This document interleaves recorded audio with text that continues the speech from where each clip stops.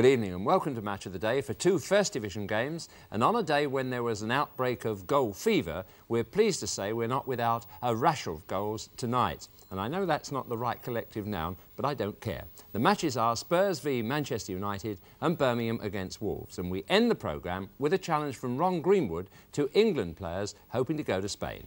Yes, 42 goals in the First Division, the best of the season. Only one giant killer so far after today's first round of the FA Cup. And at the end of a busy and exciting World Cup week, just 7 more places to be filled in Spain. Well, we start the action at White Hart Lane, where, not surprisingly, in teams of the stature of Tottenham Hotspur and Manchester United, there were quite a few internationals and international prospects on view. The England team manager, Ron Greenwood, was present to savour their performances, as was commentator Barry Davies. At the end of a week when the smile has returned to the face of football, we've a full house at White Hart Lane for the match of the day. And on the field, a couple of men who may see the moment to make a point. Ray Wilkins, who was only on the bench at Wembley, although rated our best player in last year's European Championships. And Glenn Hoddle, who must use the acute disappointment of being one of the 6 left out last Wednesday as the motivation to claim the place that his talent demands should be his. Indeed, there's an opportunity for any player of ambition this afternoon, because Ron Greenwood, the England manager, is among the capacity crowd of 40,000. The Spurs team unchanged. Their record here at White Hart Lane very much all or nothing. 4 defeats, 3 victories. But Manchester United forced into changes, one of which sees the return of Sammy McIlroy, who captained Northern Ireland to their success in midweek. He comes in place of the injured Steve Coppell, who was hurt doing his bit for England. Paddy Roach takes over in goal because Gary Bailey has a broken finger, and Mike Duxbury at right back because John Gidman has groin problems. And we have a man of the law on the laws of football this afternoon, Lester Shapter, who is in the police.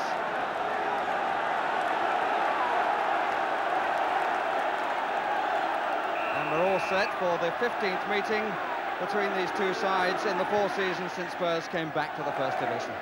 It's amazing how often they've met in cup competitions, although in that time Spurs have yet to record a victory in the league. It's Chris Hughton.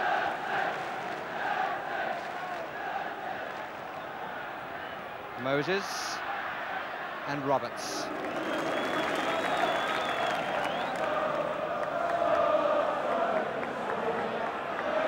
Steve Perryman.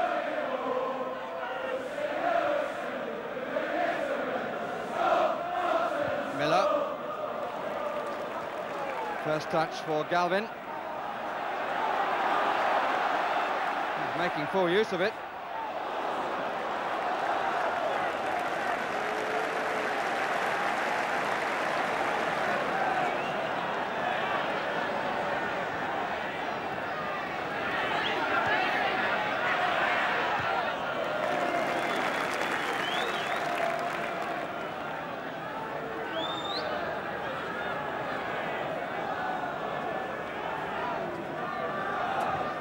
Fairly hectic minutes have gone, and the better attacks have come from Tottenham.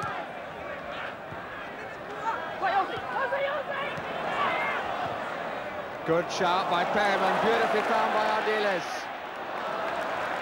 And it was a very determined challenge across that denied it being completely successful, and the challenge came from Martin Buchan. Really a good shout and a lovely pass by Ardiles. Absolutely inch perfect. Archibald just outside the 6-yard box. Crooks by the penalty spot there. Hoddle has ever to take. And it was Roberts' header. Why Duxbury headed it, I don't know, and neither I imagine would he. And it ends up with a goal scored by Hazard. So Hazard continues the goal-scoring sequence. Scored, you may remember, at Old Trafford in the 2nd leg of the League Cup. Got a hat-trick last week in Tel Aviv and opens the scoring with a deflection here. But really an awful mistake by young Mike Duxbury, who had no need to head the ball out, and it set up the opportunity for Hazard.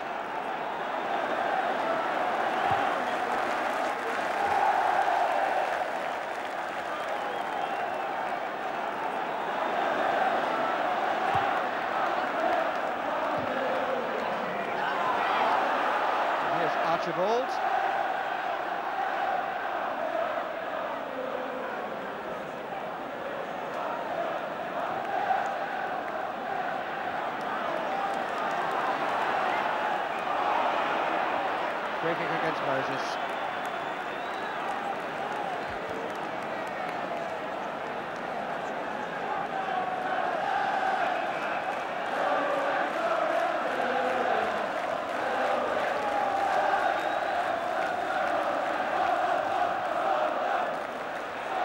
On by Archibald.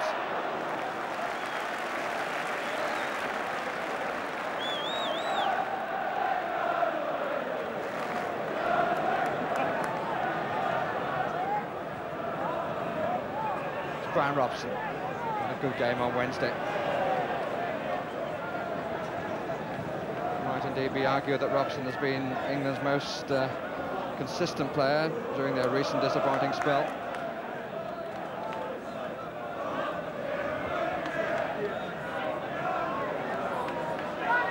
Buchan.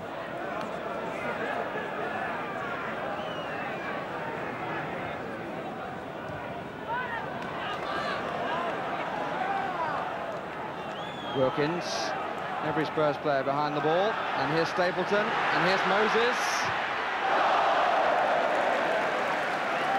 Well, I'm not quite sure how close Glenn Hoddle got to him, but it seemed to be enough to force Moses to lean back and put the shot fairly skyward.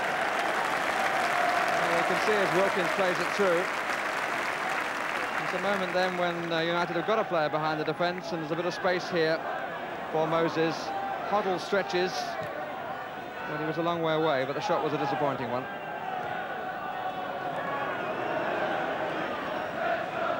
Tottenham with 4 forward, the extra man being Hazard. Hoddle. Oh, look at that. Crooks. Well, it deserved better. But he says that he's choosing the moment to make the passes now, and sometimes when you go for the more difficult ones, they can be cut out. But both the weight of that and the appreciation of where Crooks was absolutely super.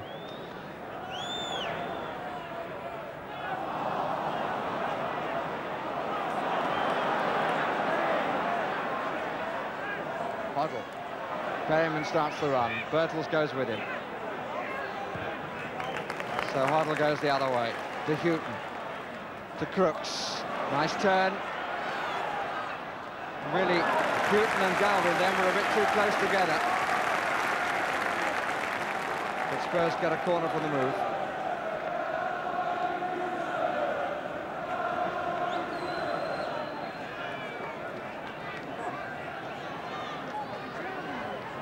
Way back to Houghton. United's defenders moving forward. Hazard. Houghton cut out by Robson. Galvin changes the angle to Ardiles. And they swap again. And it was Alverson's head which got there before that of Miller.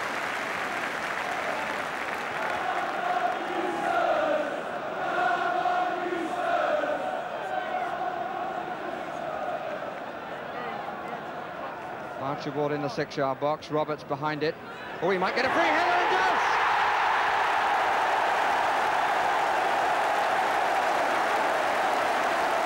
Well, the crowd showed their appreciation, and I think Roberts is entitled to show his, both to Hoddle for the accuracy of the kick and to Manchester United defenders for their appalling marking. He stood on the edge of the 6-yard box as the corner was hit, and had an absolute free header, which he promptly buried.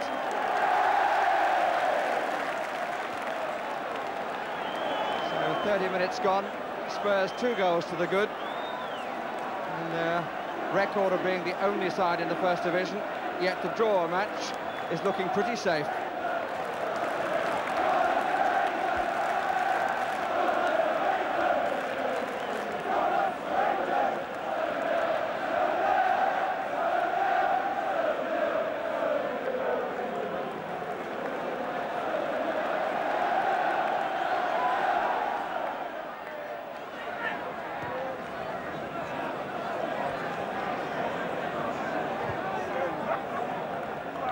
Galvin just gave it to Duxbury.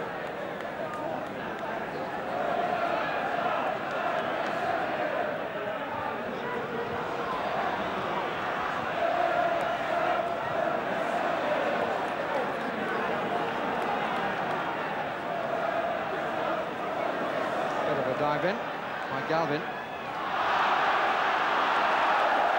No free kick given against Cooten.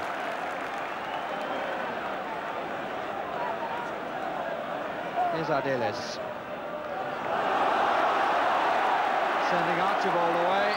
Brooks is furthest forward. Hazard coming square now. And so is Huddle. And he feints it beautifully. Perman shot. And finally Galvin's. Wouldn't have counted, but a good save by Roach. Wouldn't have counted because an offside decision's been given, but Roach did very well then. Tony Galvin certainly looking at the opportunity with Roach a bit far forward, but the Irish goalkeeper got back very well for a good tip over. McElroy. Good ball by Robson. But there was no room for manoeuvre for McElroy.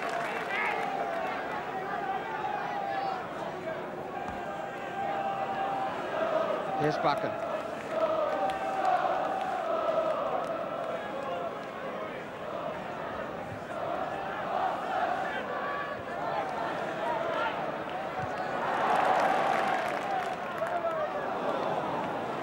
Worked nicely for Moran. Stapleton. Fine early ball again by Huddle and handball by Moran. Now, will the referee see that as deliberately stopping the ball going through? Yes, he does. So that means a booking for Moran. But what was the length of that pass? 45 at a conservative estimate, I would have thought. And two of the game's arch plotters on the ball for the free kick, Huddle and Ardiles. And we'll remember the marvellous goal they conjured up against United in the League Cup. It was at the other end, though. And that one not to compare. Here's Wilkins well forward.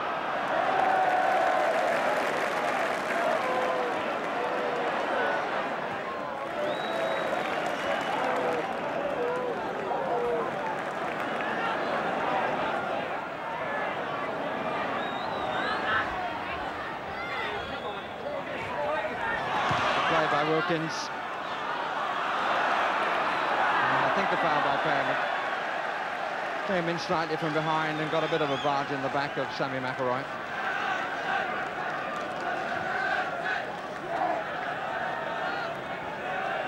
Sam McElroy, who came first into the Manchester United team 10 years ago this month in the Manchester derby. Wilkins takes the kick. Here's Birtles. And he got it at the second time. Oh, what a curious goal. Because if truth be told, Birtles missed the first opportunity, but he didn't control the ball. And then as both Miller and Roberts came to him, he manages to get it up over them and over the advancing keeper. There's where he missed his chance, and now it's up over the two of them. And a wink to a colleague, a score of 2-1, and Birtles' 6th goal of the current campaign. Which, with 3 minutes of the first half remaining, maybe changes the picture a bit.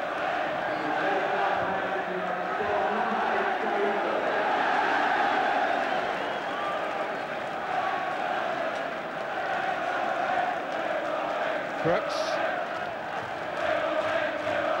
Ardiles. Roberts. And Manchester United support making themselves heard. Archibald. Too many cooks.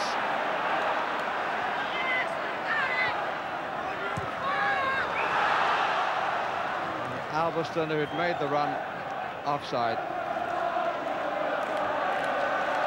And after his considerable drought, which went on for a year, Gary Birtles has now scored in the last 3 matches.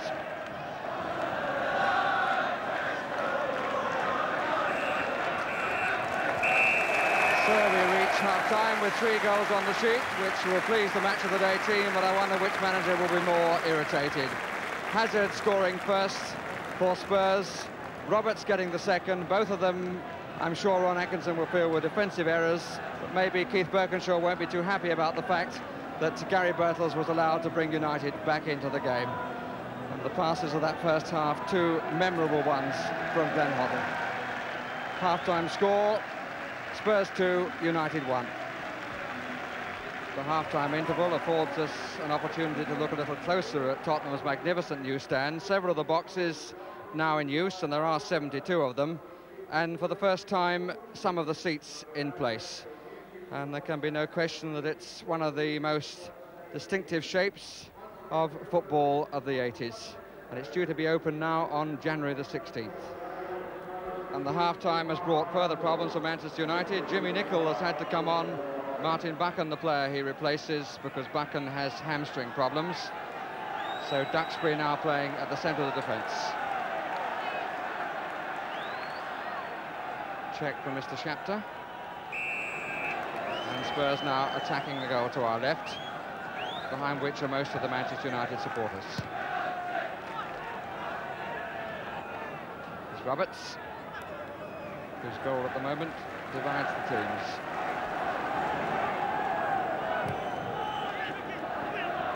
Crooks. Hoddle. That's for Archibald, and that's a great ball. And Roach did well.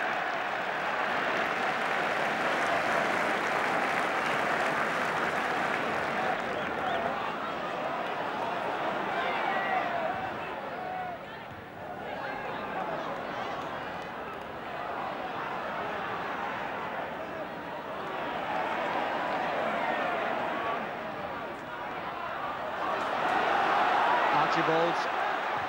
Oh, good try! And what a lovely goal!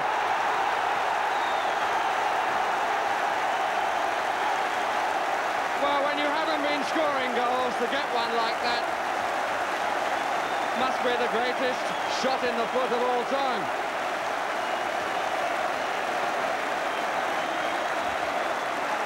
Magnificent.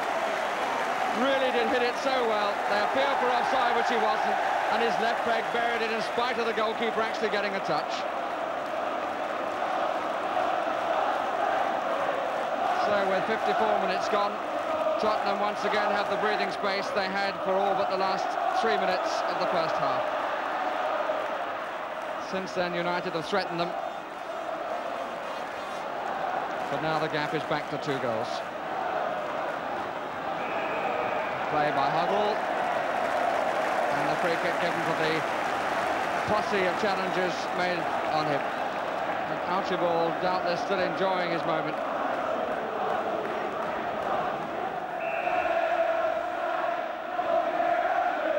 Crooks.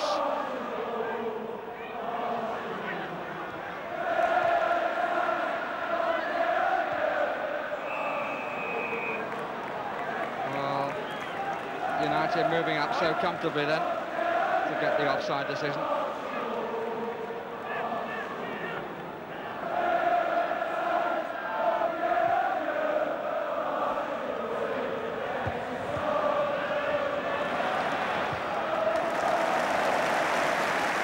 Huddle seemingly everywhere at the moment.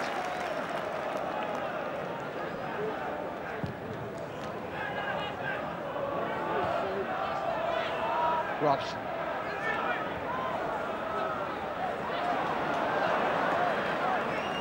Moses outthought himself. Spurs aren't getting the front men away as often as they would like. Lovely piece of play by Perryman, and here's a lot of space for Crooks. He can come inside on his own. The skipper turning defence into attack with a good piece of improvisation and great thinking. Crooks unable to match the finish that we saw earlier from Archibald.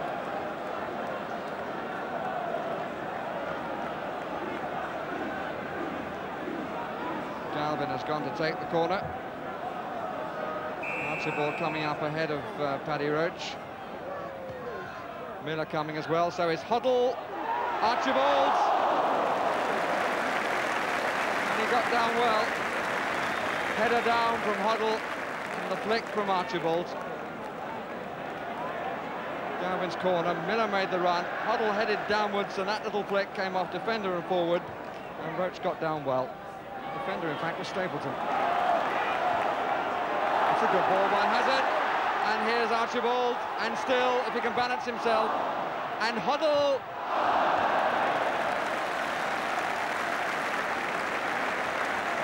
Not one of the memorable ones, sadly, for him.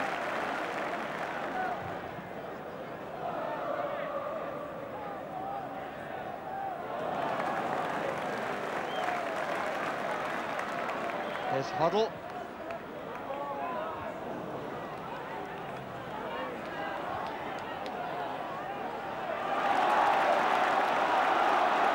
Everything left of him.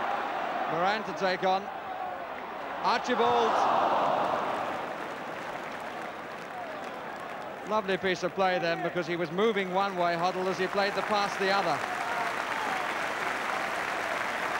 And I think most of the applause is for the number 10.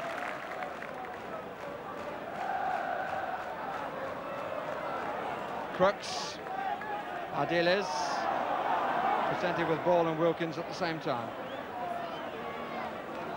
Duxbury.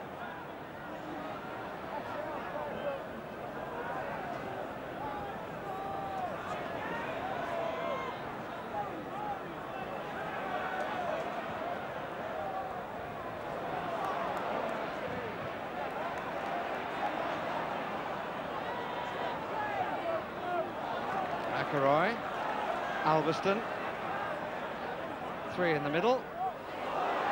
Oh, I say. Ray Clement showing supreme confidence as to where the ball was going. I'm not sure that one or two of those ahead of him were quite as assured. Alveston, who played it across.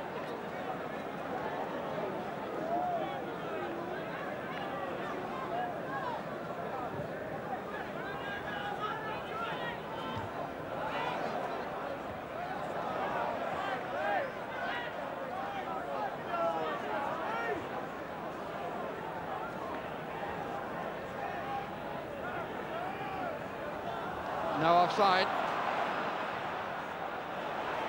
Stapleton. And turned away by Roberts.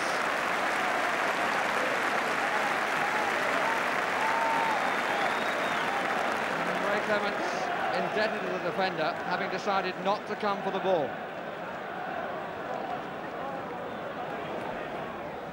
McElroy with the corner. Goal kick. Graham Roberts, who scored the second goal and saved United, getting back into the game for the second time.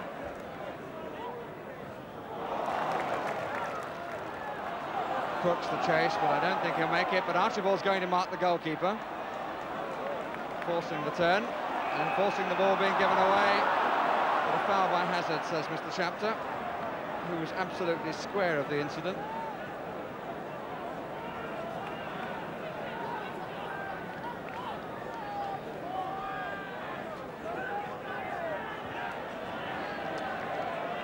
Nickel.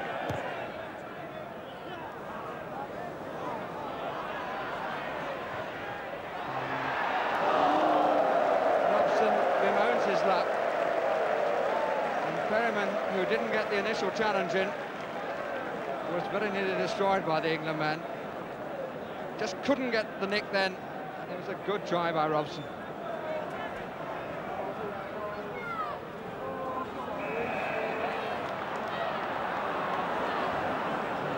Archibald wasn't very happy about the referee's decision, neither was Ardiles.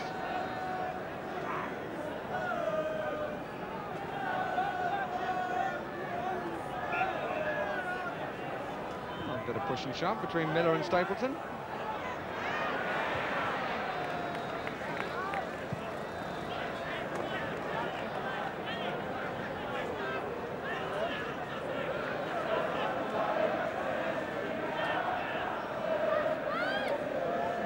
Bertels. Nicol did well. And Stapleton. Very good flick on by Moran. And nobody knows better than Frank Stapleton that that was gilt-edged.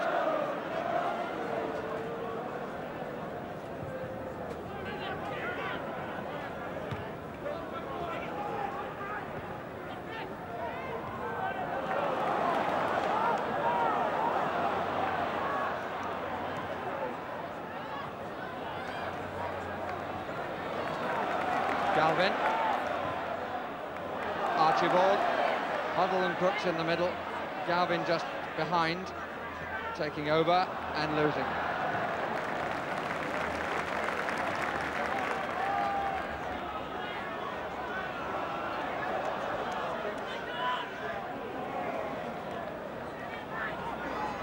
Brian Robson, Huddle, he was pulled a bit, but here's Crooks.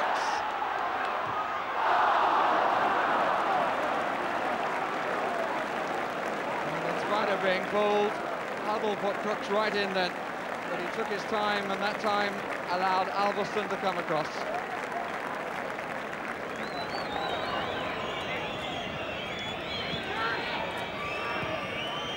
Offside.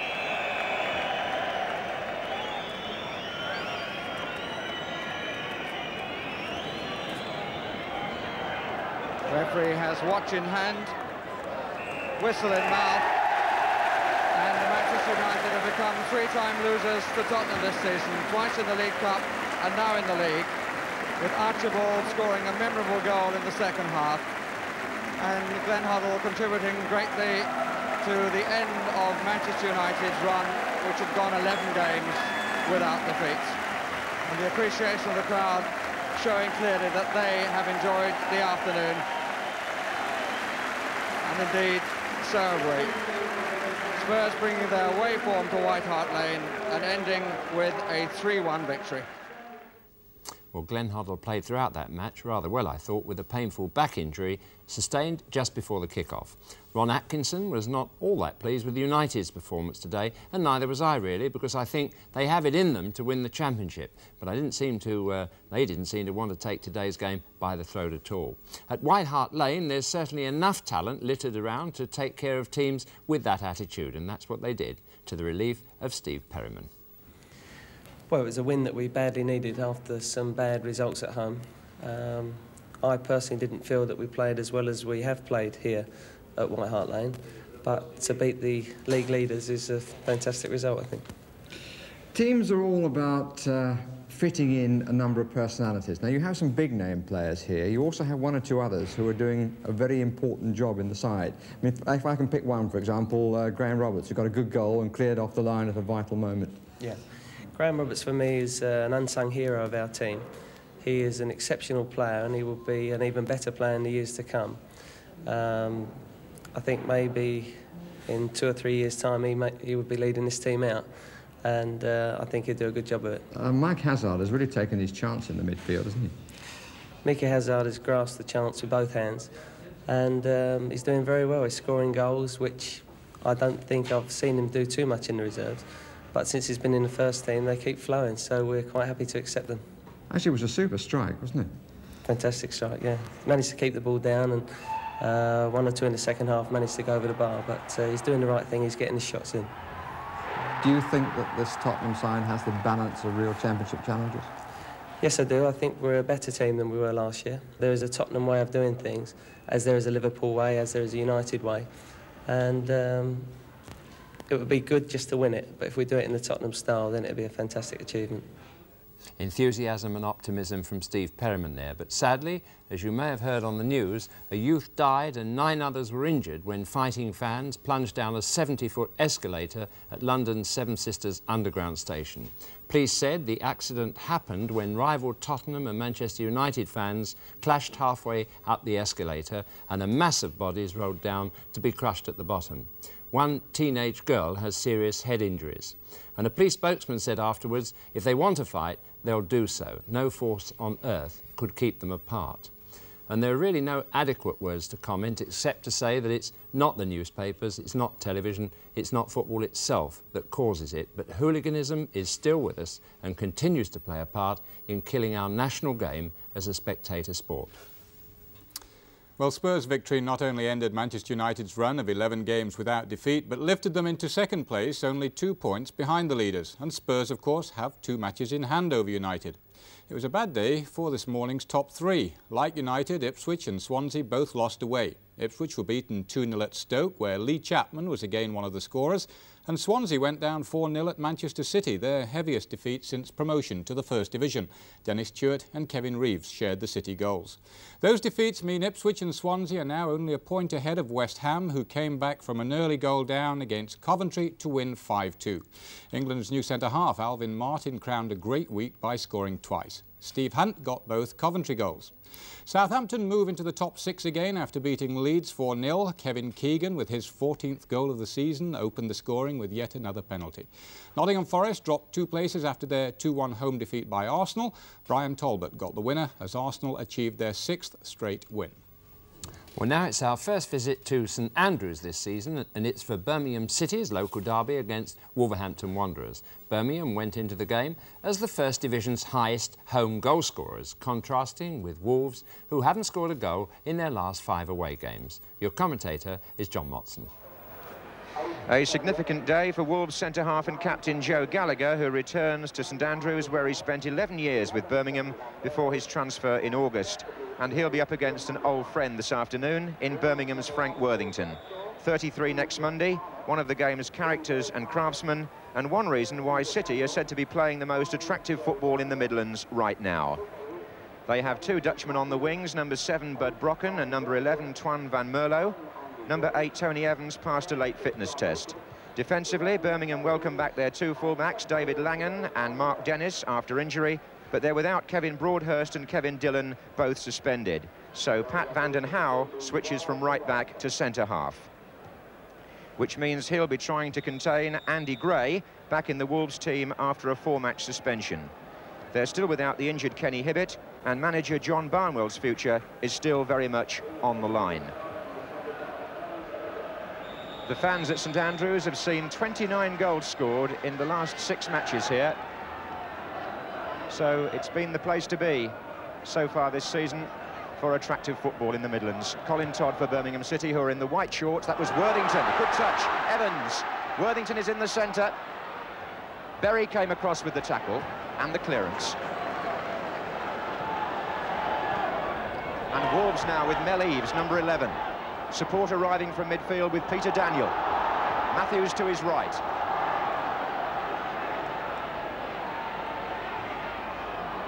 Here's Daniel again. And that's Daniel's shot, and John Richards sticking out a leg. Couldn't make contact.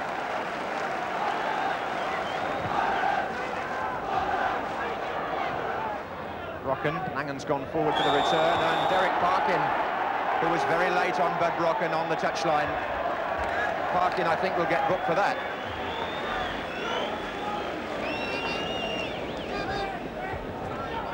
So here's Colin Todd. Langan. Trying to work the same move again, the 2 right-sided players. Daniel hesitating a moment, but only found Brazier. Played it very well, Peter Daniel, there. Really surging forward from midfield. It's a great run, this. He's on his own on this side of the field. Van den Houw with the tackle, but Peter Daniel, an intelligent ball in his own half when under pressure, and continuing the run through the middle of the field.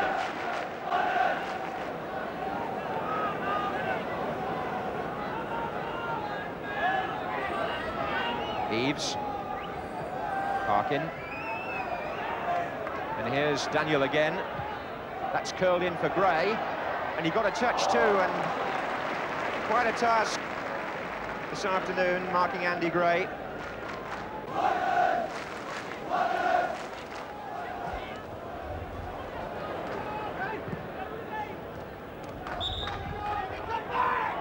Quickly taken by Parkin to Eves. Persistent play by Mel Eves here, 2 in the centre. And the header out's going to come to Brazier to shoot. Well, it's good to see some wing play, isn't it? Mel Eves there, holding off the challenge, pursuing his path down the left wing and getting in a good ball. Header out, found Colin Brazier, and it was well worth a try.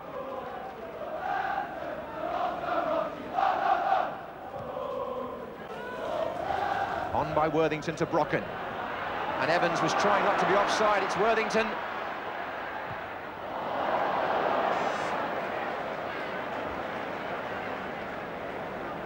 Well, anything's possible when Worthington gets the ball. He's totally unpredictable, but was always prepared to laugh at himself when something like that occurs. It's on by Daniel to Matthews, then Vanden Hauwe. Dennis, Evans, Gallagher in quickly. The centre-backs are doing well for Wolves early on. But here come Birmingham again with Brocken. That's a good early ball. It's Evans and Gemmell through the middle, and George Berry getting a foot to it. Here comes Van Mierlo. Oh, it struck Brazier. Worthington battling for it. The whistle's gone. Use of the elbows by Worthington. But Van Mierlo had the initial shot, and it cannoned off Colin Brazier. Matthews for Wolves. Dennis now. Evans. Dennis this time to Van Mierlo. Gemmell.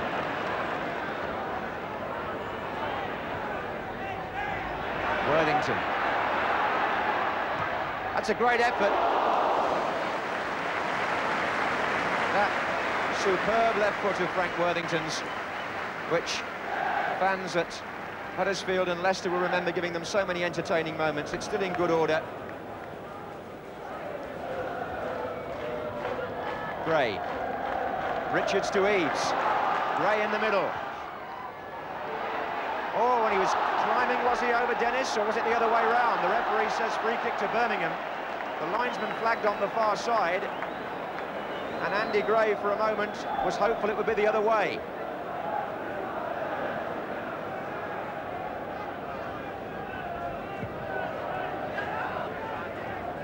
Berry for Wolves.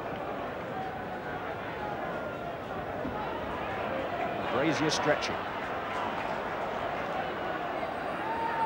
And Berry again to Gray. Tries to find Daniel coming from midfield. Oh, well played. Eaves.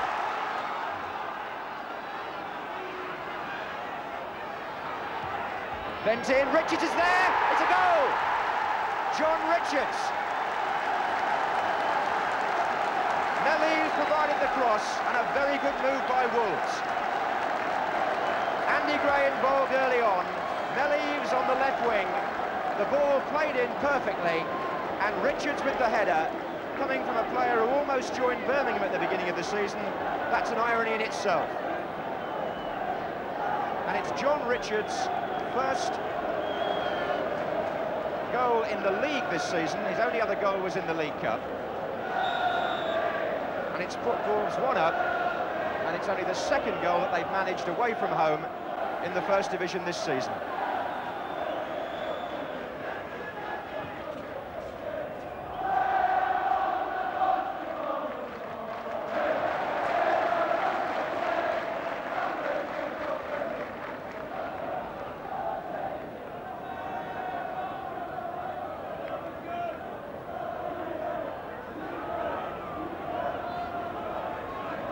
Jeff Palmer with the throw to Richards. Palmer again. Another good cross. Oh, out by Todd. Here's Brazier. Here's Richards. Oh, good save, and nearly an own goal. Richards almost had his second with the shot. It was beaten down. Colin Todd edging it away, almost put it in his own net, but Langan cleared.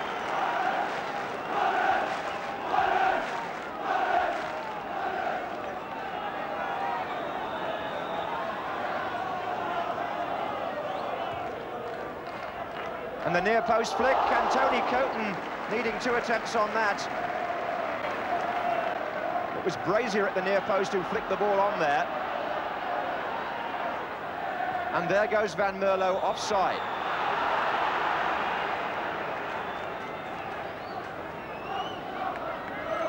Well, Wolves could so easily have been 2 up there, both before the corner and from the corner.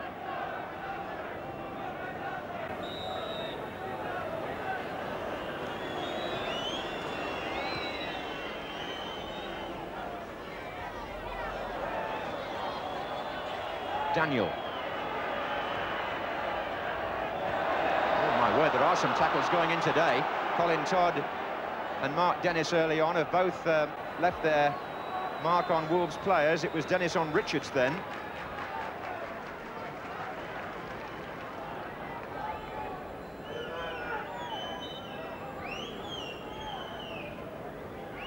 Daniel with the kick. Gray gets up with the header.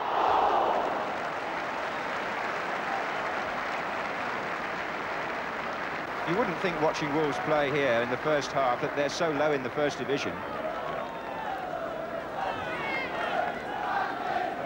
Looking for Worthington. Here's Brocken.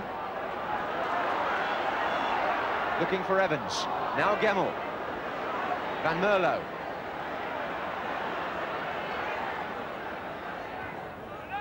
Gallagher's header out. Good one too, plenty of length. Here's Van Merlo. Todd. Brocken.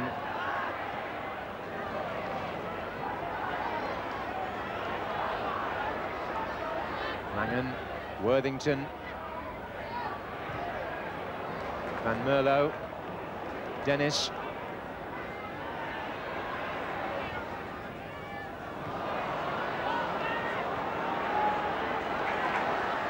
Oh, that's really well played by Richards. He's got Gray in the centre. Oh, he's hit the post. Gray was already celebrating. And he had to turn and check and hold his head. A great move by Wolves. In particular by John Richards, who raced from defence there through the midfield, had Birmingham stretched all the way and released Gray. The right foot shot across the goalkeeper was perfect, it seemed, but it came back off the base of the post. And Wolves there deserved to go 2-0 up. Parkin. Gray chasing. Here he is again. Here's Eaves. And Mel Eaves twisting his way through. Good effort. This front three of Wolves, Gray, Eaves and Richards, have had a splendid first half. Andy Gray setting things up there on the left. Mel Eaves did have Richards to his right, but he chose to find room for a shot. And for the second time, he curled it just wide, with Richards waiting on the far side.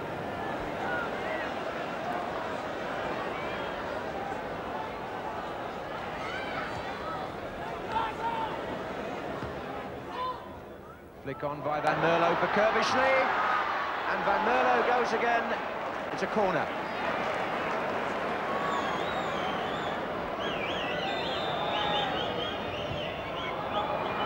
Short to Langan. Here's Brocken. Right across. Oh. Vanden Hauwe coming in at the back.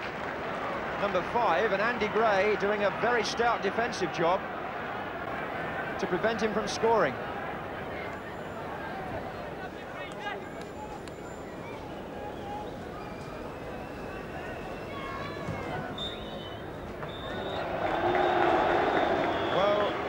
The best I've seen Wolves play all season.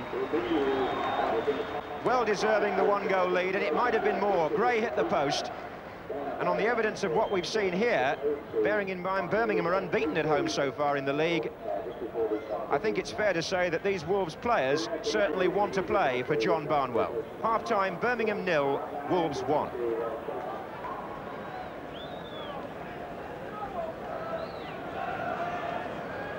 Referee Joe Worrell just checking everybody's on the pitch. Wolves' only previous point away from home before today was at Swansea in their last away match. So with a Mel Eaves goal in between giving them a home win over Coventry, perhaps the tide is turning. We shall see perhaps in the next 45 minutes. Here's Richards. And now Matthews. Oh, and Coton did well to hold that with Andy Gray coming in. The shot was by Mick Matthews.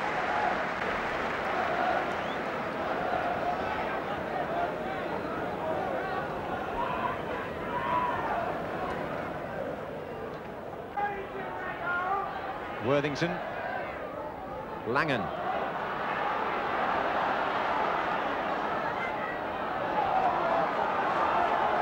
Derek Parkin was the man who tracked him back and brought the ball away for Wolves, and very impressively too.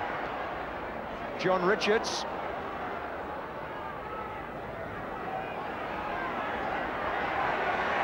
Nicely done. Brazier.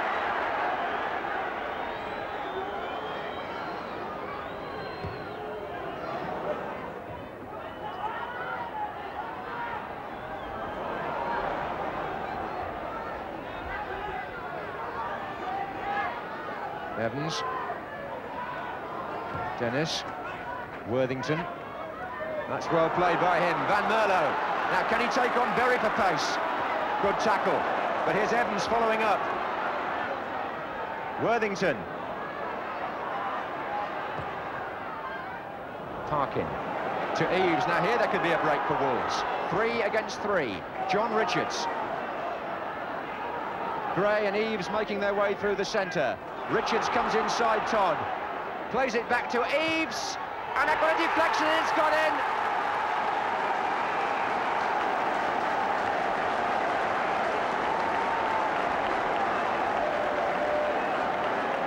And it may just have touched Andy Gray. It was superbly set up by John Richards, who played it back to Mel Eves. And the shot, I think, may have just touched Andy Gray on its way into the net. So, Gray may well claim that goal for Wolves, which makes it 2-0. 64 minutes gone, and it only emphasises Wolves' superiority.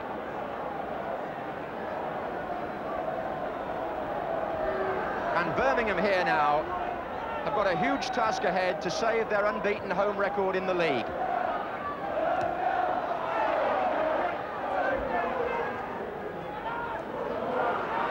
Number 4, Kerbishley.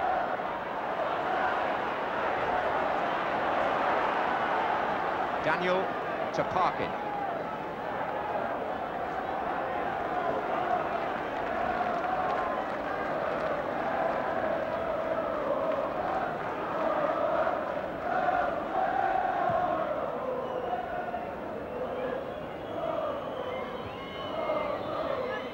Gemmell.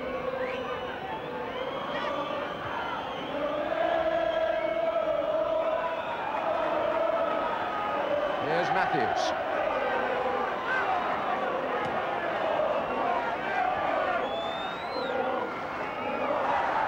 Van Merlo to Worthington. Brocken trying to take on Parkin.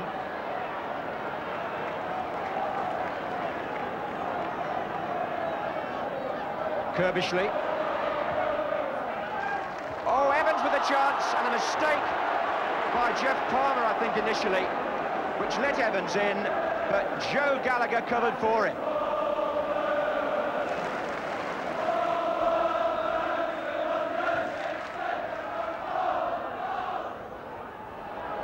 Well, they're trying their best from these corners to get Vanden Houwen in at the far post, but each time he goes up, there are at least 2 Wolves players competing with him. And that, to me, reflects the way the match has gone.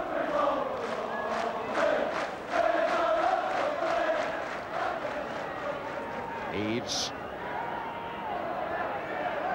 Here's Brazier. This is Daniel.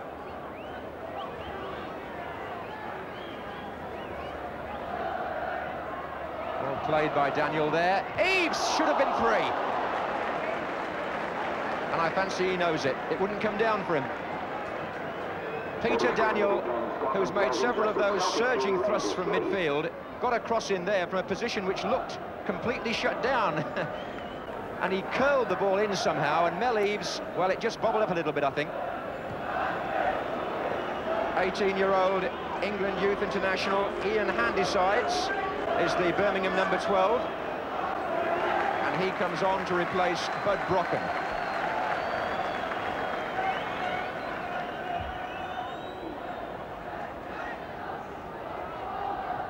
Now is the time for a late Birmingham rally. Handball by Handysides. There's only 5 minutes to go. Wolves have the 2-goal lead. They've had more of the play, more of the chances. Daniel takes the kick. Palmer. Gray's coming in, and Dennis trying to ward off the challenge by Eves. A corner's been given. And I wouldn't have thought Wolves would have wanted to push the centre-halves up this late in the day. Brazier's gone on to the near post, Eves onto the goal line.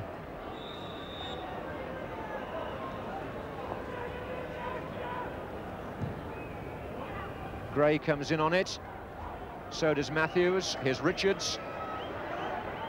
Here's Gray. Made room here. Oh, good save. Brazier.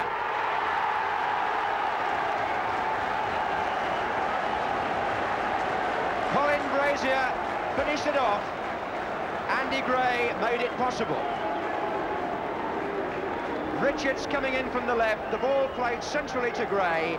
A good shot, which Tony Coton could only beat out.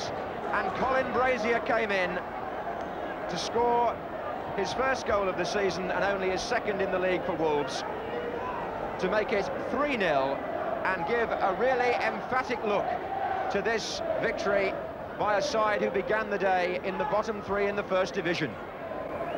Birmingham's unbeaten league record here is shattered now for sure.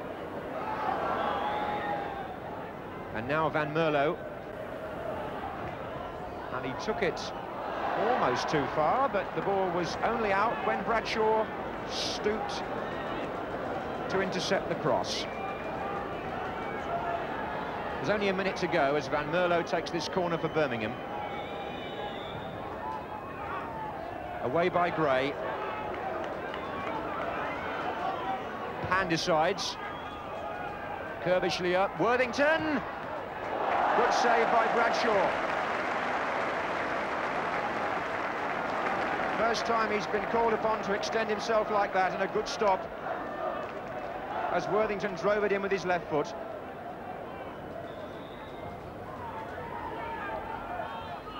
Vanden Houw, then Berry, then Worthington, and now hand decides. Another good save.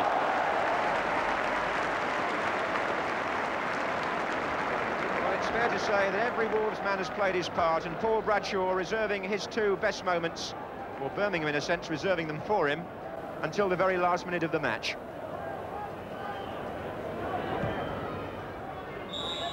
Well, the Wolves players have given their answer to the background politics at Molineux.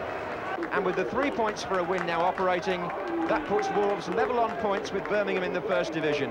And it's fairly clear from that where the players' loyalties lie, with a final score of Birmingham 0, Wolves 3.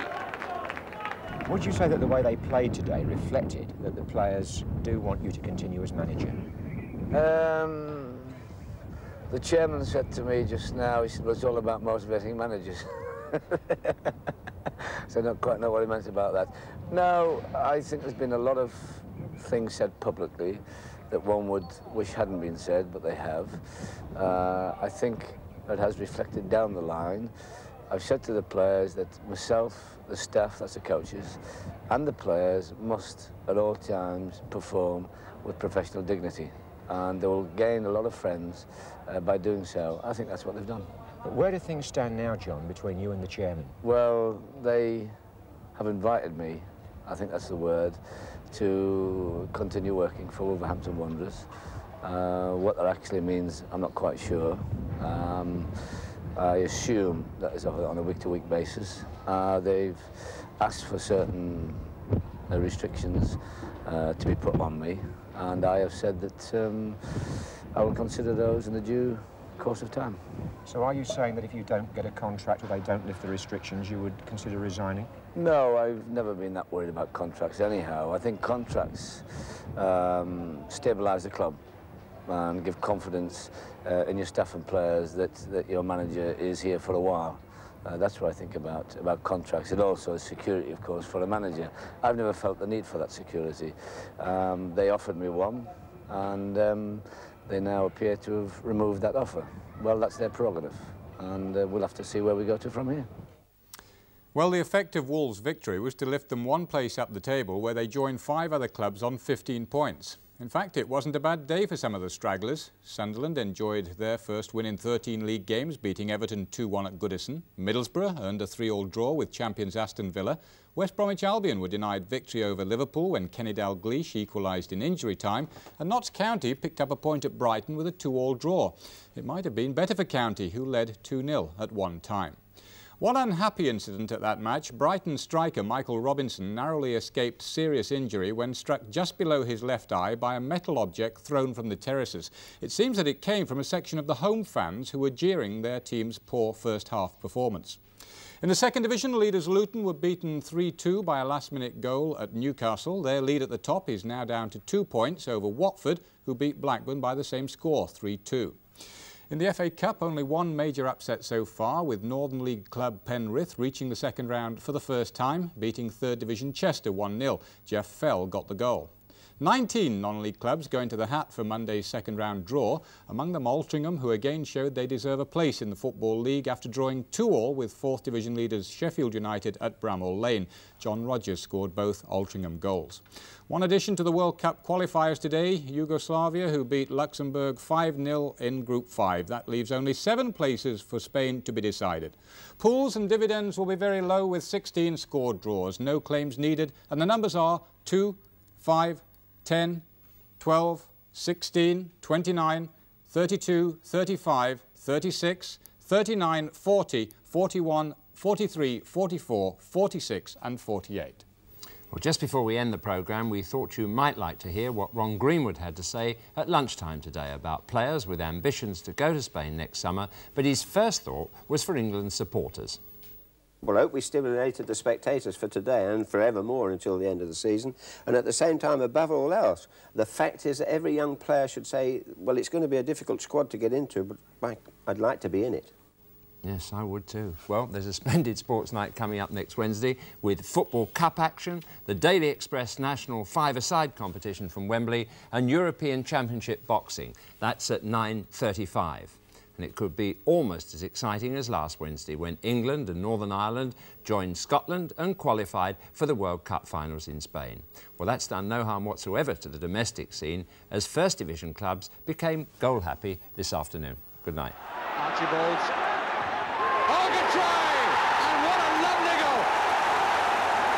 There's Gray. Made room here. Oh, good save. Brazier!